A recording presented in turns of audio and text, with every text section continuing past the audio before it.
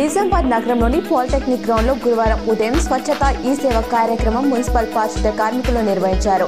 పరిసరాలు పరిశుభ్రంగా ఉంచుకోవాలని కోరారు. ఎస్ఆర్ఎస్పీలోకి ఎగువ ప్రాంతాల నుంచి వరద కొనసాగుతున్న క్రమంలో గురువారం ఉదయం 38 వరద గేట్లను తెరిచి వాటి ద్వారా 2,81,979 క్యూసెక్ల నీటిని గోదావరిలోకి విడిచిపెడుతున్నారు. ఎగువ ప్రాంతాల నుంచి 2,72,472 క్యూసెక్ల ఇన్ఫ్లో ప్రాజెక్టులోకి వచ్చి చేరుతుండగా అవుట్ఫ్లోగా 2,99,246 క్యూసెక్ల నీటిని దిగువకు వదులుతున్నారు. బాల్కొండ మండలం కిసాన్ నగర్లో గురువారం సీఎంఆర్ఎఫ్ చెక్కులను టీఆర్ఎస్ నాయకులు లబ్ధిదారులకు ఇంటింటికి వెళ్లి అందజేశారు. మాజీ మంత్రి స్థానిక ఎమ్మెల్యే ప్రశాంత్ రెడ్డి ప్రత్యేక చొరవతో 3 లబ్ధిదారులకు 45,000 విలువ చేసే చెక్కులను మంజూరు చేయించారని టీఆర్ఎస్ నాయకులు అన్నారు.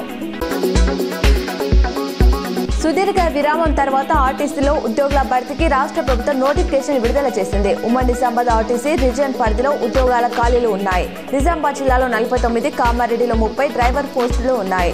నిజామాబాద్ జిల్లాలో 19, కామారెడ్డి జిల్లాలో 12 శ్రామిక్ పోస్టులు ఉన్నాయి. అక్టోబర్ 8 నుంచి 28 వరకు దరఖాస్తు చేసుకోవచ్చు.